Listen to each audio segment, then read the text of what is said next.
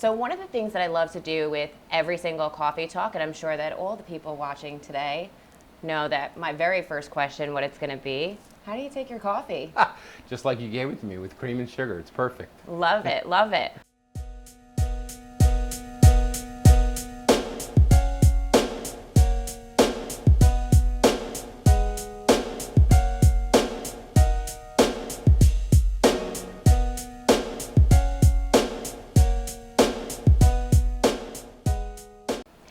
Hello everybody, and thank you so much for joining us today as we talk about building brand ambassadors through retail sales. I am super excited to introduce Pat with us today. He's going to be joining us. He is actually an advisor for Smarter Lifestyle Network. He also prides himself on helping and assisting businesses grow through retail sales. He was actually awarded the 2014 Legend Award through International Salon and Spa Business Network. Great accomplishment. Thank you. And he's also the former president of Professional Products Division for L'Oreal USA. That was a lot of fun, by the way. Was it? Yes, it was. You've been super busy. Something to do. Life well lived, I think. I've enjoyed it. This industry has been phenomenal. I really like the entrepreneurial spirit, and it's been fun working in it. So I've really enjoyed myself here. Great, great. So one of the things that I love to do with every single coffee talk, and I'm sure that all the people watching today know that my very first question, what it's going to be, how do you take your coffee? Just like you gave it to me with cream and sugar. It's perfect. Love it, love it. Well, I am so excited to have you here. One of the first things that I want to do, as I know that you are an ambassador for Smarter Lifestyle Network, can you just give me a little bit, tell me a little bit about it before we kind of go in today's defining of an ambassador? That would be great. The Smarter Lifestyle Network and Gen 1, the parent company, they bring this really great opportunity to salons through a platform that's meant to engage your clients and educate them while they're in your chair or in your salon. It works off of tablets and flat screens, and it provides lifestyle information. So fashion, beauty, wellness, things that help them make better decisions in their life. And it's a great way to engage the clients while they're in the salon, and while they're sitting there and having their service, they get an opportunity to be entertained, to learn something. And the best part about it is the salon gets a piece of the action there, so they have a section they can promote their own salons, their stylists, their services, and the products that they're selling in the salon. So it's a great way to engage the clients while they're there, give them some great information, help them make decisions around purchasing products for retail to take home to maintain that great look you just got, or perhaps new services or services that they don't know that you deliver. So it's a great opportunity to engage in conversation with your clients and give them information that's going to help you make some money. There's also a phenomenal ad model with revenue sharing, which your salon gets money back for the ads that are sold against it. And it's a great way to monetize your weight area. So a really neat, fun platform that does some great things to help salons be more profitable and grow their business. Very nice. So this is something that I can use as interacting with clients. The client can interact with this themselves? Sure. So they're on a tablet, and there's different subjects that they can look at. They can look at latest beauty and fashion. They can look at weather. They can see some tips on health and well-being, or they can learn about the salon and the promotions and the products and the services that are there. So it's a phenomenal platform that engages them because it's a two-way street. Interesting. I like that. So with that being said, right, I'm having all these great things that I can use to introduce and kind of have my clients utilizing, right? I'm going to take these different looks. I'm going to see the different promotions and things of that nature that are going to be happening inside of the business. With that being said, what is a brand ambassador then? Today's conversation about retailing, which is such an important part of the P&L for a salon, and creating brand ambassadors, which I think is phenomenal and a very wide opportunity, because I think there are very different ways to look at what a brand ambassador is or what it can be. And in the salon, I feel everyone could be that. I'll go back to my earliest history. Coming into this business, the way that salons got business was word of mouth. I always thought that was the most interesting thing. Somebody would come to work, they have a brand new haircut, new hair color, they look phenomenal. People start asking, okay, where did you get that? You look great. Who did it? What salon did you go to? And that was kind of the norm, the word of mouth. And I look at the digital revolution that we're all participating in, and especially our clients have moved there. Everybody's getting so much information today on their telephones, their tablets, from their TVs, when they want it, how they want it, what they want. And it's really important to me to look at it as digital is an amplification of word of mouth. It's an opportunity to take what has always worked for salons, which is to showcase the service and showcase the work that we're doing, and engage other clients in this and say, okay, if you're looking for this kind of look or you're looking for these services, here's what I have to offer. And the digital platforms today give you such a great opportunity to engage in the conversations with clients, new clients, possible clients, the clients that you have. And it's just a phenomenal way to really engage them and create brand ambassadors. And when I think about it from all different levels. I mean, starts with the employees of the salon. They're all brand ambassadors. And I think it's really interesting to think about the ways that you can use, again, the digital platforms, whether they're blogs or their websites or their streaming systems or social platforms, whichever one you want to use, and to be able to have your content and give it and engage your clients. Just a great way to continue to educate them and to help upsell them and get them engaged and involved in the services and the products, especially the take-home part. Because we'll talk a little bit more about retail, but that's such an important part of maintaining the style that for me, it all starts culturally in a salon. So when you want to talk about what creates a great ambassador or a brand ambassador, from my point of view, the salon needs to start with a great culture that everybody in the salon, from the leader, understands what they are, who they are, and what they represent, and then present that to all of their clients and their staff. So everybody's using their experience, their capabilities, and taking the culture that the salon has developed. So important for salon owners and the leaders to create the culture that gives the best service possible. So I've always believed if you have happy service providers, you'll have happy clients. So, isn't that the truth? Yeah, so if you do the things in the salon to give the professional the career path and the training and the things that they need to flourish, so helping them understand their skill sets, getting better at hair cutting, getting better at hair coloring and services and updos and all the things that they can offer, and making them more comfortable in that conversation. And in the end, being comfortable with what you're doing and your client will allow you to effortlessly sell them retail, because it's always that, I don't want to be a salesman and it's not my job, but the fact of the matter is that holistic experience that you're providing that client includes the retail component, the take-home component, to maintain it. And why not you? Because it's such an important part of your compensation, it's an important part of your revenue, and it's an important part of the profitability of the salon. So it should be a focal point. It should be not an afterthought, but again, culturally, the way that we want to work with clients includes the retail conversation. Got it. I mean, even speaking to what you were talking about a little bit earlier, I mean, before we even sat down here, we were talking to a few people behind the scenes that nobody can see. Just got my hair done, and one of the great things about it is that when I visited the salon, they had a lookbook for me, right? So typically I'm in the extension world, love me an extension, and it was kind of figuring out, did I want color or no color? And being able to have that lookbook started to create kind of that experience for me, kind of like, okay, I like this, right? I don't have to kind of say, this is kind of what I want, but I'm not 100% sure. So I get that it started right from the very experience. And then when I sat down with the young lady, I got the smile, right? She pulled my head to death, but it was all well worth it.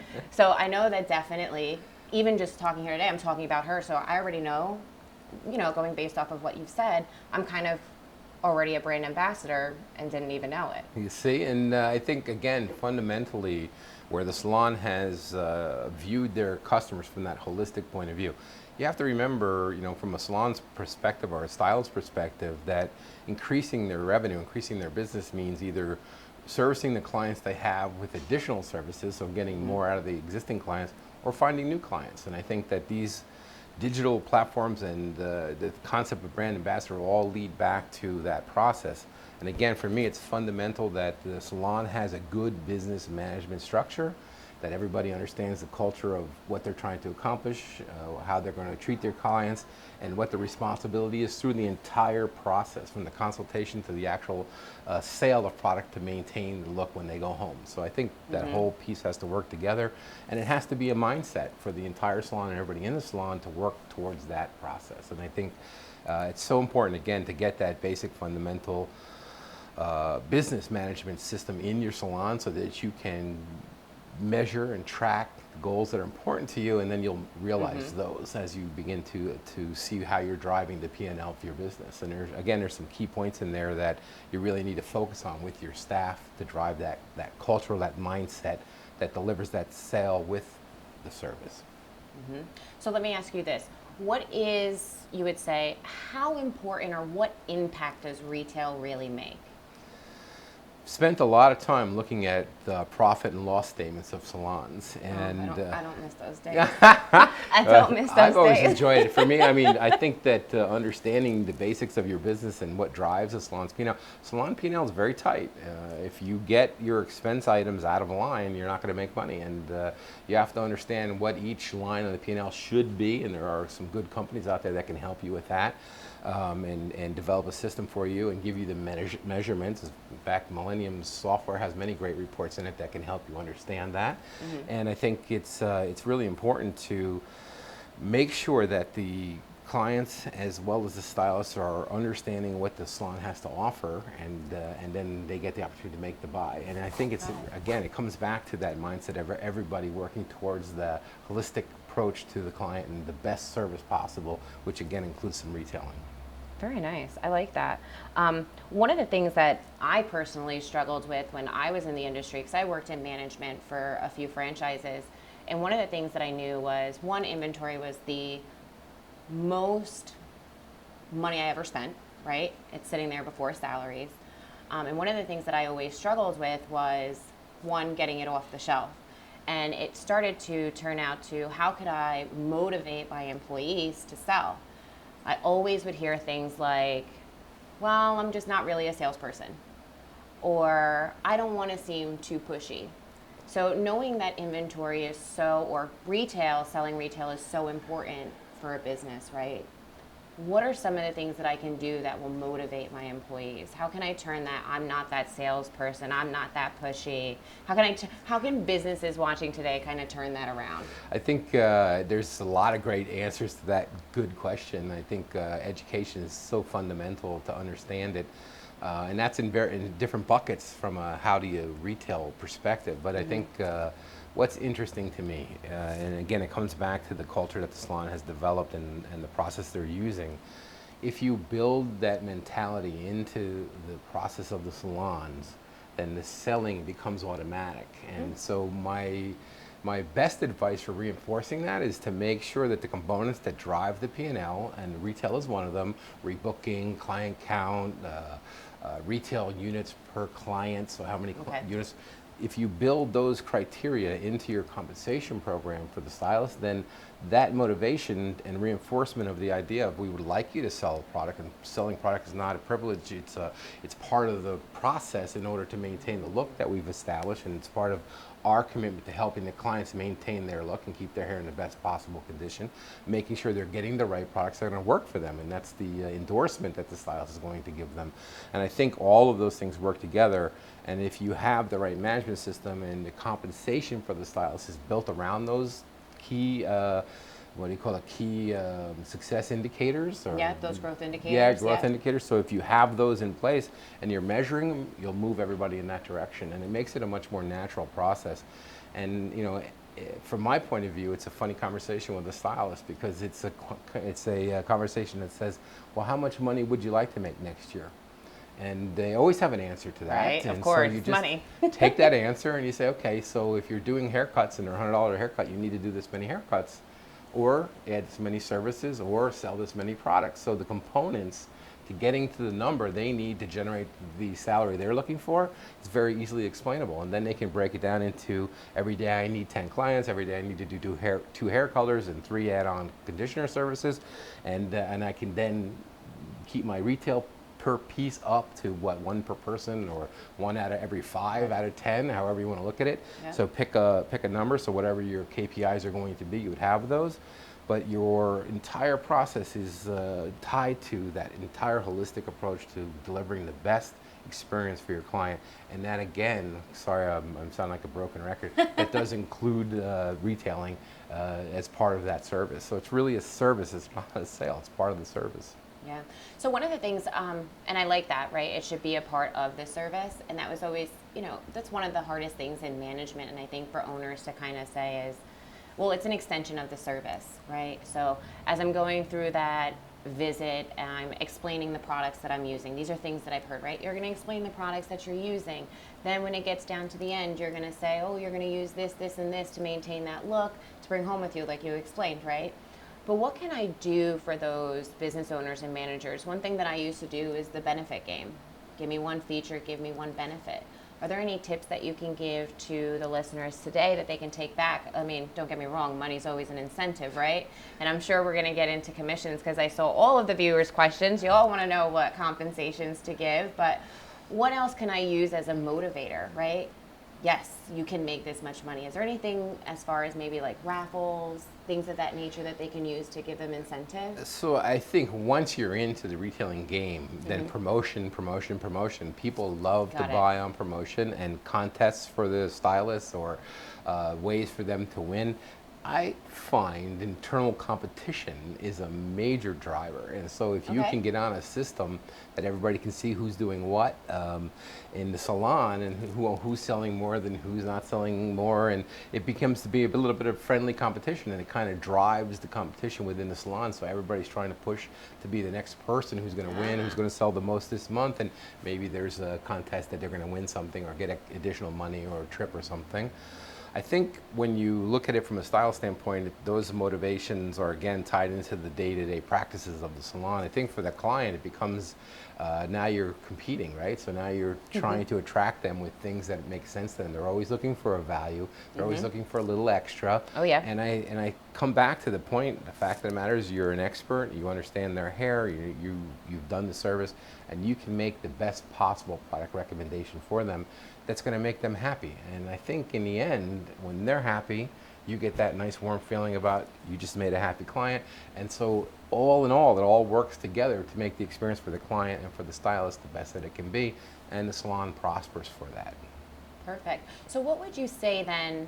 So I have this really great staff right now, right? They're selling retail, they love it, it's part of the day-to-day, right? We have this great incentive going on. What do I do about the clients who just don't want to buy?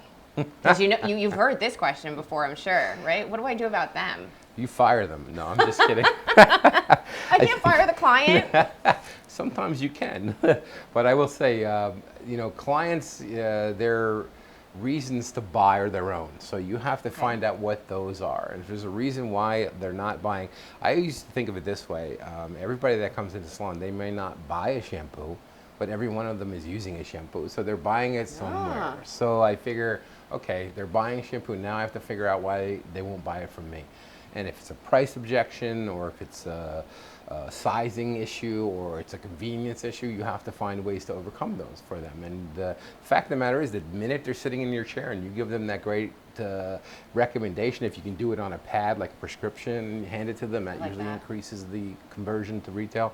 But the fact of the matter is, you have to ask for the order. So if you're afraid to do that, you won't close as many as you will if you're not afraid. And you're not taking them out of their comfort zone. You're not pushing something on them. You're giving them an opportunity to get the best hair care to bring home, to maintain their hair in the best condition that you've put it in the work that you've done. So it's really an opportunity. It's not to be looked at as a downside. It's to be looked at as an upside, as a positive, and as a way of reinforcing the service you just gave them. So that's the kind of the mentality you should have when you're looking at how do I handle retail and difficult clients who ask me difficult questions. So yeah, absolutely. So would there be a specific script then that might be helpful to stylists?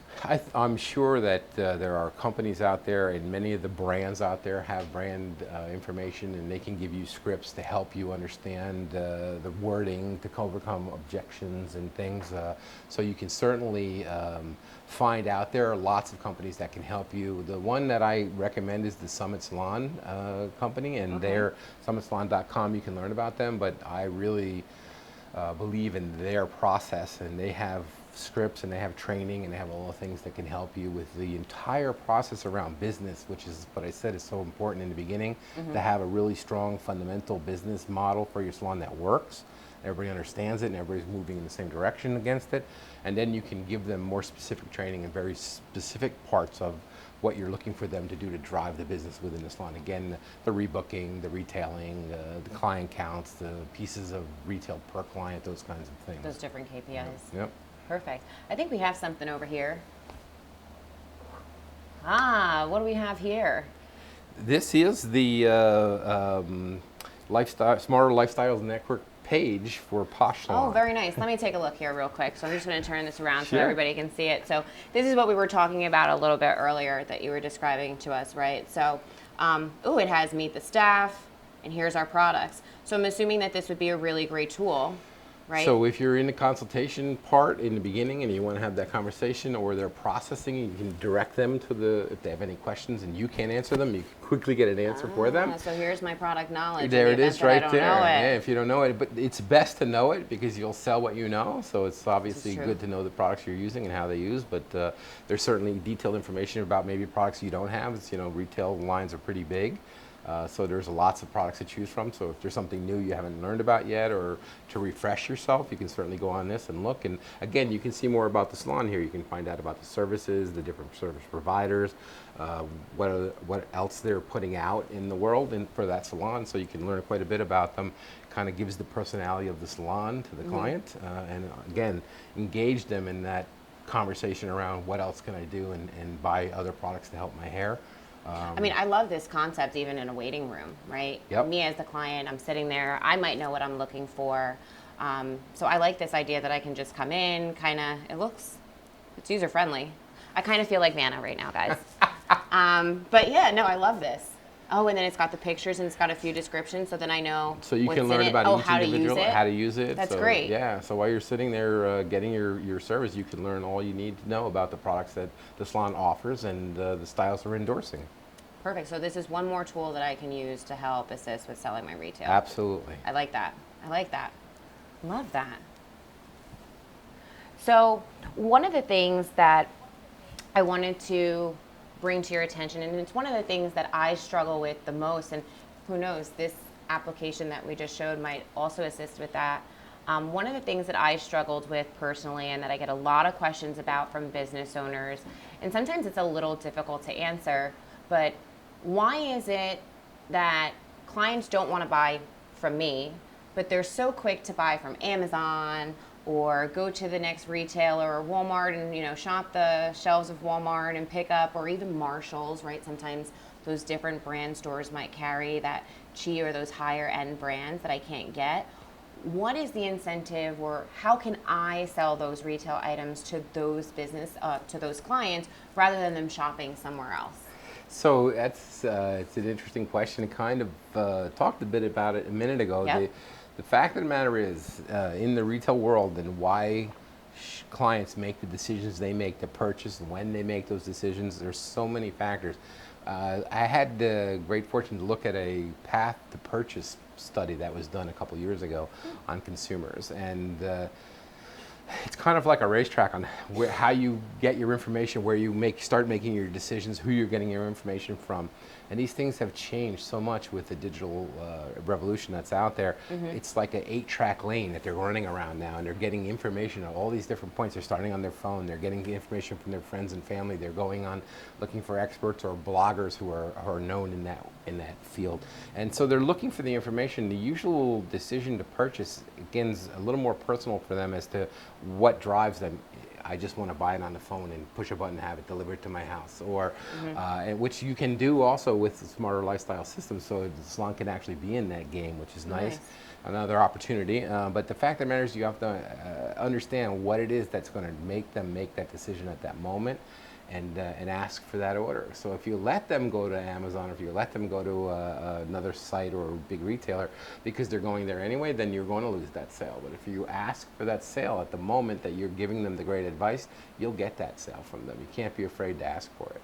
So let's say I ask for the sale, right? One of the things that you're saying is make sure you evaluate what it is that the client wants. How do I get to that point? It's a conversation that you're having, and if you're having a consultation in the beginning, you can ask. I've always viewed the hairstyle experience as a journey. I'm not just there that one day in a chair to get that haircut. I'm thinking about where, the summer's coming, I want to go a little lighter, and then towards the fall I start thinking about, do I want to grow it a little long? I have gray hair and I don't use hair color, but you start to think of it as a journey, not as that moment in time. And so the stylist can have that conversation about transitioning your hair from one color to another, and the best products to help you maintain that as you go through that process, or going from curly to straight, or whatever your service may be. You'll look at it as a long-term process and what products are coming and going in the regimen that they're using.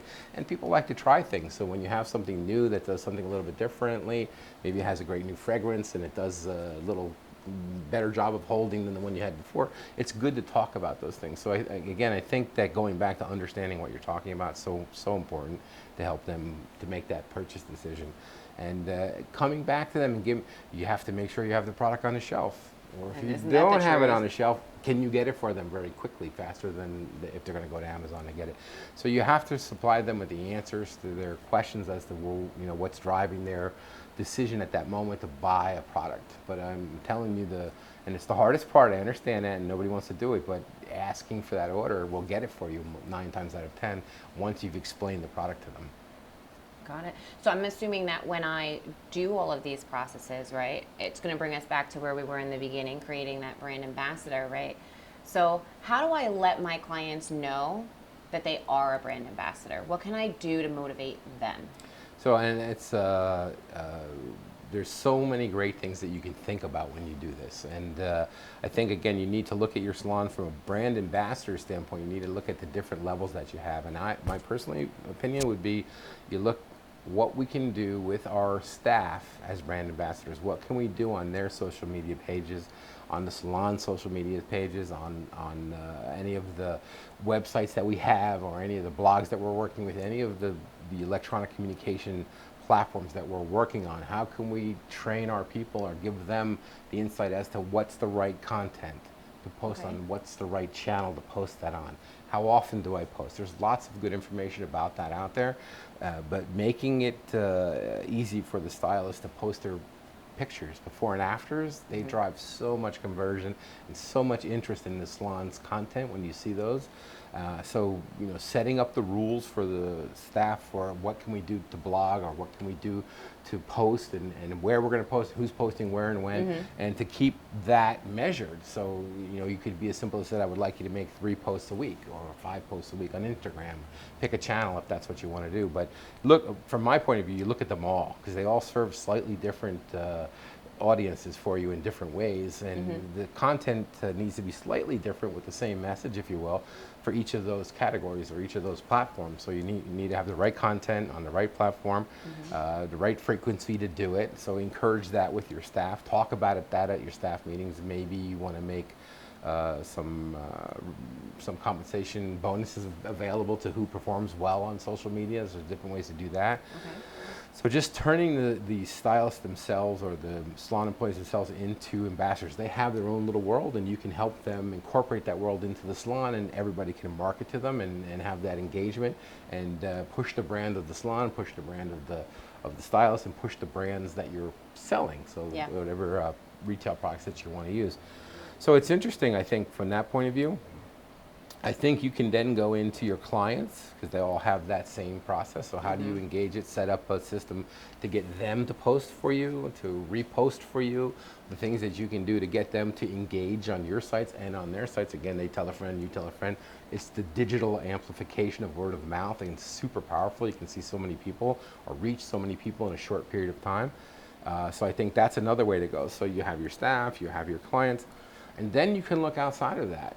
You can find brand ambassadors for the brands that you represent, and you can tie into the content from the manufacturer and work with the manufacturer to use the content that they provide to help promote your brand, the salon, as well as the brands that you represent. So the retail brands, or the brands you're using in the color brand, or the brands you're using, the products you're using in the salon for the services you're providing. So that's a whole nother aspect, and then you begin to compete with everybody over that. So do I find an A blogger or a B blogger or a C blogger? How do I do that? And how does it fit? And how do I pay them? All those things. And there's a lot of law around that now. So you should get some guidance from an agency, or probably online you can find some guides to tell you how you interact with somebody. I can tell you, once you give somebody a product and they try it and they blog about it, that's a paid endorsement because you're actually giving them the product. It's not just an idea that, oh, I like it so I can talk about it now. And legally, that's changed, so you have to be aware of what they can and cannot say. You give them a product, they have to say that they're a spokesperson for you. And so there's rules around that. You should learn those. Some good companies out there that can help you with that. Search, rules for brand ambassadors, and you'll get that. And I think it's really interesting to look at that. And you can build so many different strategies within it. Again, personally, I would be looking to develop my staff in this area because they're my experts and I love to have them. I would develop relationships with the brand experts so that they're speaking on behalf of my brand and helping me establish who I am and helping me get the engagement from clients and people find who I am and understand what my salon's all about. So I think that's really important. And then you can go into the blogger sphere and find bloggers. I have to say I made a joke early on because I was so used to our business, to the educators and the trained stylists who teach hair colors and teach product knowledge and teach hair cutting, who are the experts in hair for me. And so when bloggers started coming, I was wondering, like, okay, what was their certification? How do I know they really know what they're doing with those things? Yeah. And yet the public went right to believing them. So now how do I engage them? Make sure they represent my product correctly, give them right information, give them the legal claims they need to know, and make sure they don't say anything that's outside of what is safe for the product or how the product should be used.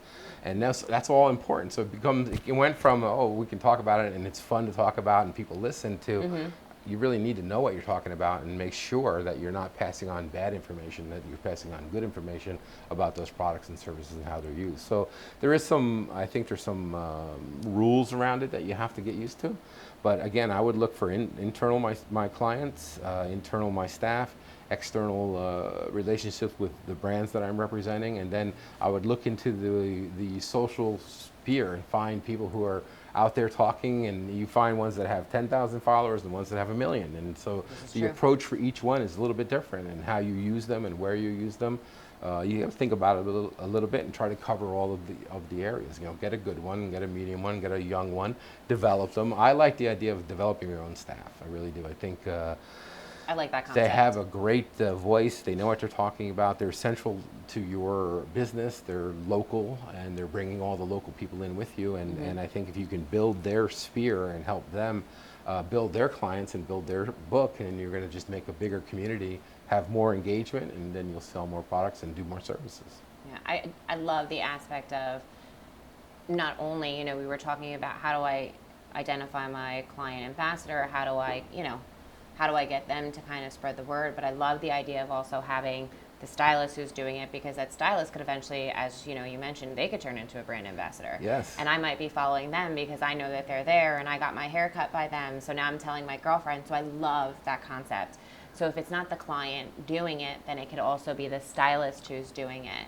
And that would have been something great for the girl who maybe did my hair, right? I could have been like, where's your work? Let me see it. But then, also be able to see maybe all the products that she's trying and then be able to ask her those questions. Well, I mean, generally speaking, when I walk into a salon, some of the best hair you see is on the stylists. So you're like, wow, look at your hair, and how'd you get that? And how did you do that? What did you do? What are you using? Those kind of questions come out automatically from that. Again, having a strategy around it, setting goals and KPIs, so key performance indicators, and then measuring to them will get you where you want to go. But you have to have the goal, the strategy to get to the goal, and a measurement, a way to track it, or you'll never know that you got there, right? So it's interesting. Again, it comes back to me to having that basic fundamental business practices in place that drive the processes that allow you to have this engagement, to create brand ambassadors, again, in the different levels within your salon. I like that a lot. So we got a couple audience questions, right? And here comes the compensation. I purposely left compensation for the end. I heard you say it, but I know that a lot of the questions came in of, okay, I'm going to educate my staff. I'm playing all these games with them. I'm doing different raffles. That came through from someone. So if you're listening, I got the raffle idea from you. But one of the questions that I have is, what is the percentage of retail sales do I reward my staff on? Do they have to meet an average service in order for me to be able to give them some type of incentive or percentage of retail sales? And then also, how do I reward my front desk for retail sales? So it kind of sounds like they're asking, one, what is the metric I should be looking for? Two, what is the percentage I should be giving to my service provider? And then three, what do I do about the front desk who at the end of the day close that sale, right? Because service provider's putting it in front of them, but now it's my job as the front desk to say, you need this, right? So, and again, I think it comes back to having those key performance indicators. So, pieces of retail per client or percentage of retail per client. Okay. The number of clients that you have, the new clients, so the ones that you're rebooking. So, if you have 150 clients in a week, how many of those clients did you rebook? How many did you sell retail to? How many new ones came in? So, if you have those key performance indicators within the compensation program that drives usually it's commission rate that they're getting paid.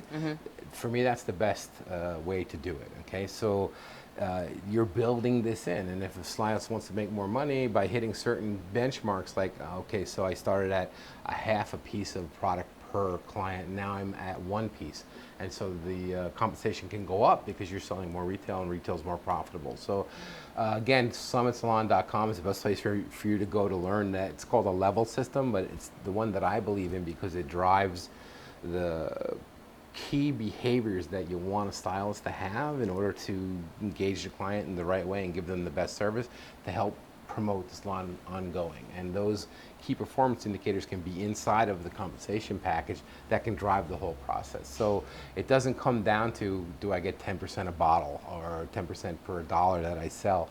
It's all those key performance indicators are in the formula that determine how much you're going to get paid. The more you do, the more you'll get paid. And so it's up to you at that point to work towards the number that you want to make. And I think that's the best way to do it. Got it. So with this program, I'm not too familiar with it, but I'm sure everybody will be researching after today. But would you say that they're at least starting off with the industry averages? Because I know that you mentioned rebooking, right? Rebooking industry average is 50%. I know that retail to service is something that's also introduced in businesses as well, right?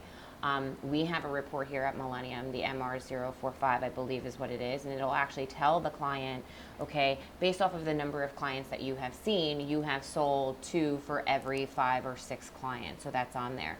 So I know that, they'll be able to track those metrics through there. And yeah, the standard 10%, right? And that's another question. Someone asked, they're like, well, what can I give except for the standard 10%? Can I do 12? So how are they formulating that? What is it that they're looking for? So if your piece per clients are going up, you can give more. So you could say, oh, if you're going to sell 1 piece per client, which is really hard to do, okay, so that's a good one. I'm going to give you 10%, but if you get to 2 pieces per client, I'll give you 15%. So you build the so increase. It's like a tier system. Yeah, it's a tier. So it's a Okay. level system. Level system. It's the way that you look at it. There are many good systems out there. Don't get me wrong. It's not just one way to go about it, but having those metrics built into the compensation program is what will drive the stylist to those actions that will actually create the revenue. So you want them to know what they have to do and how they have to do it and what they'll get paid for doing that. So the more they do, the more they'll get. Got it. So it almost sounds like, and this, correct me if I'm wrong, so if I'm that business owner and I'm that manager, I should be really then trying to focus on the unit, not so much the dollar amount of the product? Well, I think they're both important overall, but I think units per client is probably the best way to understand if somebody's actually selling something or not, because pricing depends on your pricing. So if somebody's getting $100 a haircut or $200 a haircut, the percentage would be different for the same $10 shampoo sale, right? Okay. As a percent of sales. So I think you can look at it either way, and I think they're both important to understand from salon P&L standpoint how they're both moving. But if I was going to look at one measurement, it would be piece per client. Got it. I like that. Another question that we have here is, do we also have to motivate the clients to buy? I'm going to answer that one. Yes. But someone said here, is there a way for me to give clients incentives? So is there a client membership loyalty rewards program that I might be able to give? What are some ideas that we can share with clients today to kind of get the clients motivated? I think that everybody, and all you have to do is put your client hat on. So when you're not a salon professional, you're a consumer, right? You're going to go to the bank, you're going to go to the grocery store, you're going to buy clothes, stuff for the kids to go back to school. So what drives that process for you? So understanding, how you're interacting, where you're getting your information, why you're making the decisions to buy the products you're buying, where you're buying them. So you begin to just put that hat on, you'll begin to understand why they're making those decisions. I think it's so interesting because you can't make anybody buy anything, right? But the fact of the matter is, if you set it up correctly, if you have the conversation going in, if you explain the products that you're using and tell them why, and if in the end you ask for that order because they're going to buy shampoo somewhere, and you can even ask them, why wouldn't you buy it from me? Maybe they'll tell you, maybe they won't, but if they tell you, then you know what the answer is. Yep. So you can just figure it out that way. But I think that loyalty programs, frequency buy programs, so buy 10 shampoos, then if the 11th one is free, and you can do those with cards very simply, not difficult. And there are very sophisticated tracking systems available for contests and promotions that you can implement. But you should be running at least a 6-week promotional cycle every 4 or 5 times a year at least, in order to make sure that the client sees a new reason to come back and buy, especially if they're in between visits. That question is, do I want to go to the salon? Again, Smarter Lifestyles Network could help you with that, because they could actually make the purchase without being in your salon. So interesting. Yeah. I like that advice. I wish I knew you when I worked in my old business, because that would have made things a little bit easier, right? Maybe I would have still been there. Yeah. Who knows? Who knows? Who knows? So, what would you say are the 3 key action items to kind of help us wrap up this coffee talk? What should clients be taking back with them? I think from a salon owner standpoint, again, I'm sorry if I'm a little bit of a broken record, but check your business system. Make sure you have a operating model that works.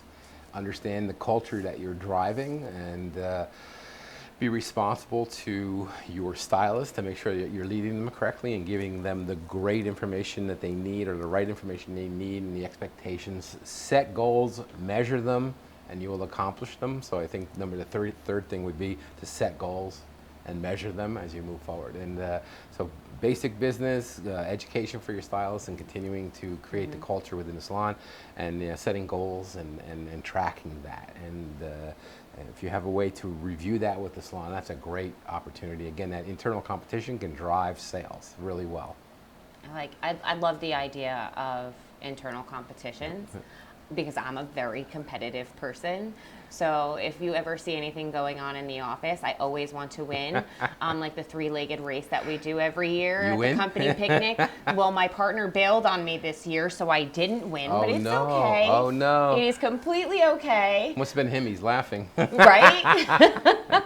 But I want to thank you so much for joining us today. I hope that everybody was able to get some really useful information on selling retail. I want to remind everybody to make sure to tune in next month as we sit down with Lance. He's going to be from Easy Hair Pro, and we're going to be covering how to train your front desk. I look forward to seeing you guys. Bye, everyone. Bye. Thank you. Bye. Thank you. Thank you.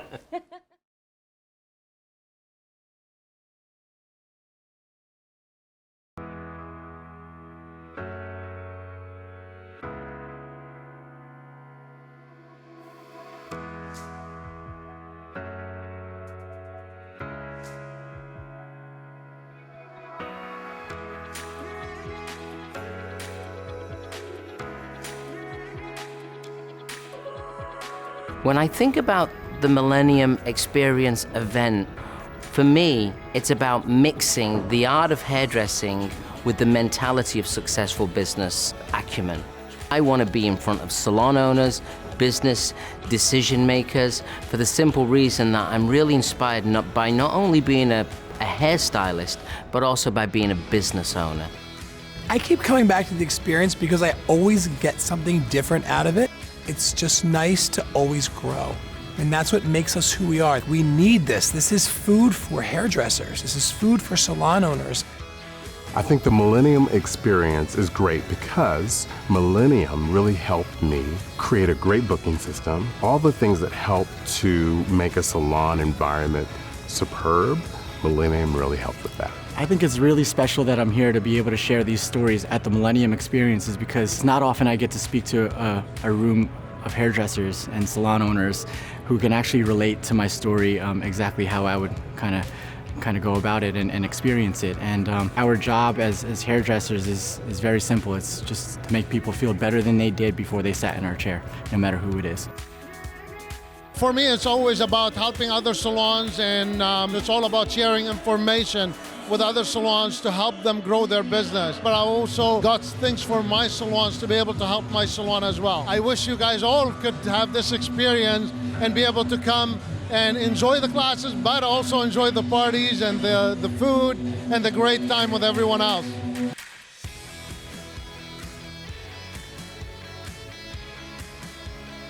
I think this is a great event for definitely networking, and a lot of people meet new people that can help them grow themselves in terms of business and individual. And I think that's very important. That gets kind of lost in this industry, so it's very important to bring that back. I think Millennium did a great job of doing that. So we're here in the Millennium Mall, which we created to be the heart of the Millennium Experience. Our main goal in creating the mall was to make it not feel like a trade show.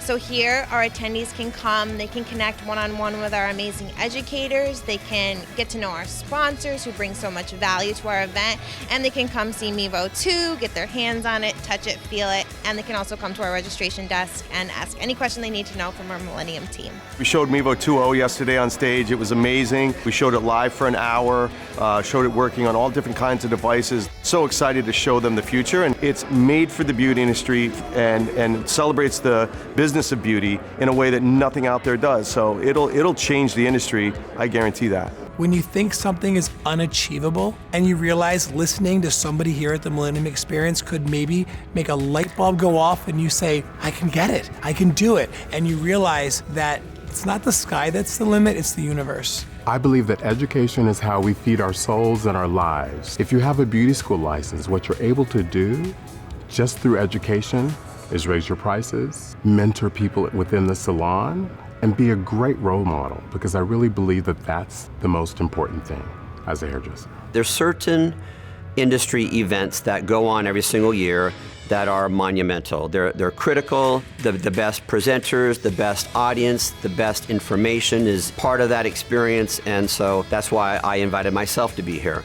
People think that knowledge is power, but it's actually knowledge with taking action will equal the power. So go home, do something with the information, and get busy right away.